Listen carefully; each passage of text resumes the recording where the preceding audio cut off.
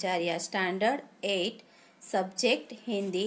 My school name is LP Savani Vidya Bhavan Adajan. तो बच्चों, आज हम चैप्टर 5 पढ़ेंगे जिसका नाम है दोहे। तो आपको पता है कि दोहे है वो संतों द्वारा उसकी रचना की जाती है। तो यहाँ पे 3 संतों के नाम दिए गए हैं, कबीर, रहीम और तुलसीदास। तो ये तीनों संतों ने इनकी रचना की है। और आपको पता है कि संतों की वाणी है वो सभी भारतीय भाषाओं में मिलती है। तो हिंदी में भी अनेक संतों की रचनाएं आज भी लोकप्रिय है। तो इस पाठ में कबीर, रहीम और तुलसीदास के दोहे दिए गए हैं जो हमें बहुत सारी जीवनोपयोगी बातें बताते हैं कि हमारे जीवन में काम आए ऐसी बातें बताते हैं। तो ये प्रस्तुत दोहों में दान प्रियता, संतोष, समानता, अच्छी संगति की महत्ता, विनम्रता, परिश्रम, प्रेम आदि जीवन मूल्यों को निर्देशित किया गया है। यानी कि ये जो दोहे दिए गए उसमें दान प्रियता, कि हम किसी को दान करते हैं लेकिन अंदर से हमें वो दान करने में प्रेम होना चाहिए, यानी बिना प्रेम से हमें दान नहीं देना चाहिए।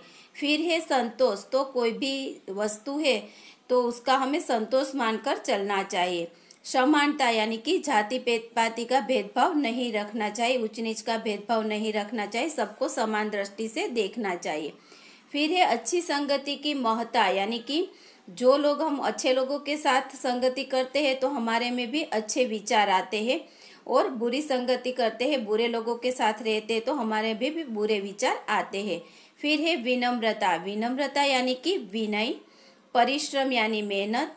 तो ये हमारे यहाँ पे ये दोहे में आपको जीवन मूल्य यानी जीवन के क्या क्या हमारे मूल्य है वो यहाँ पे बताए गए हैं। तो ये दोहे में से आपको बहुत सारा सीखने को मिलेगा।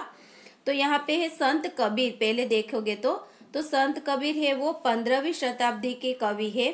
उनके दोहे में आपको क्या देखने को मिलेगा कि उन्होंने हिंदू और मुसलमानों को उनकी गलतियों के लिए फटकारा है। यानी कि आप देख सकते हो कि भारत और पाकिस्तान के बीच जो लड़ाई होती है उसमें क्या होता है कि वो लोग दोनों लड़ते रहते हैं।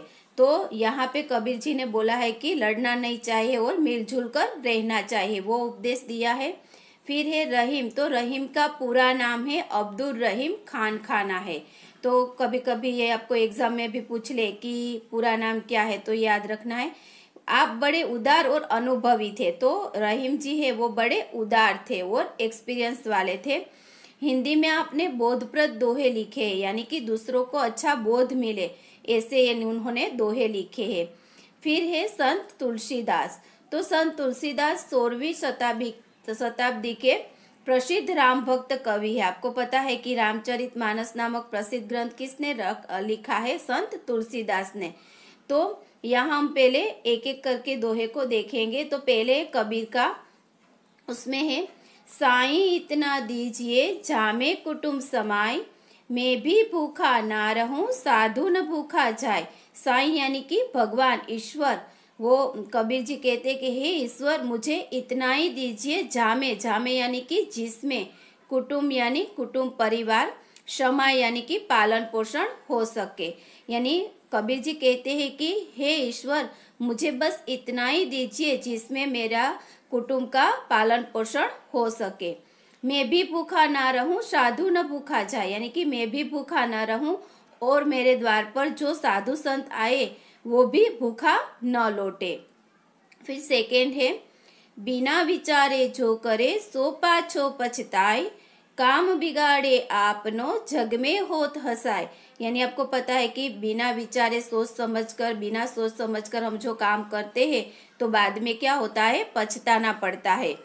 काम बिगाड़े आपनो यानी हमारा काम तो बिगड़ता ही है।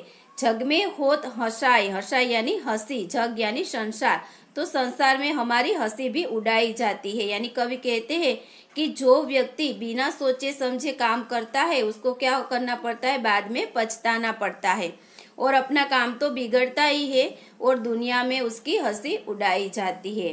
अभी थर्ड है कबीर खड़ा बाजार में मांगे सबकी खैर, ना काहू से दोस्ती ना काहू से बैर। यानी कबीर कहते हैं कि वो बाजार में खड़े हैं और सबकी खैर, खैर यानी सबकी कुशलता मांगते हैं, यानी सबकी भलाई के लिए वो प्रार्थना करते हैं।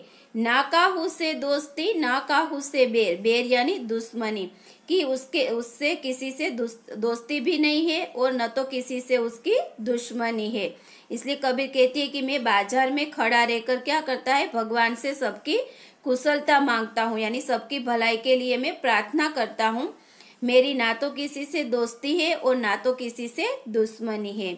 अब हम रहीम के दोहे देखेंगे। वे नर मर चुके जे कहूँ मांगन जाही, उनते पहले वे मुए जिन मुख निक्षत नाई, यानी नर, यहाँ पे वर्ड है नर, नर यानी कि मनुष्य, जे यानी कि जो, कहू यानी कही, मांगन यानी हम जो भीख मांगते हैं वो, और जाही यानी जाते हैं। उनते, उनते यानी कि उनसे पहले, वे मुए, मुए यानी कि मर गए, जे मुख, मुख यानी मुख से, निक्षत, निक्षत यानी निकलता, ना है नहीं है, यानी रहीम जी कहते हैं कि वे मनुष्य मरे हुए हैं जो कहीं दूसरों के पास मांगने जाते हैं, तो परंतु उनसे पहले वे लोग मर चुके हैं जो मांगने वालों को देने से इनकार करते हैं। यानी कि हम लोग मांगते हैं, जो लोग मांगते हैं अपनी मजबूरी की वजह से, वो तो मरे हुए हैं ही, लेकिन उनसे पहले भी कौन मरा हुआ है कि जो लोग मांगने जाते हैं और वो देने से इनकार कर देते हैं, वो उनसे भी पहले मर चुके हैं।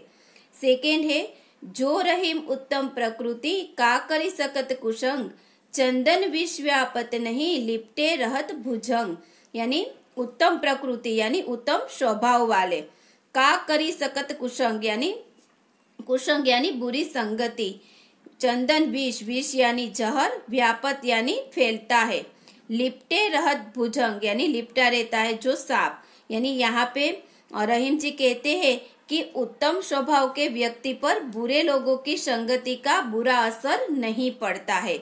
चंदन के वृक्ष पर सांप लिपटे रहते हैं, फिर भी चंदन में सांपों का विष नहीं फैलता है, यानी कि जो लोग अच्छे हैं, उसका स्वभाव अच्छा है, उसका कोई भी बुरे लोग आकर उसकी संगति पर असर डालता है तो भी कोई असर नहीं पड़ता है, क्योंकि वो उत्तम स्वभाव वाले।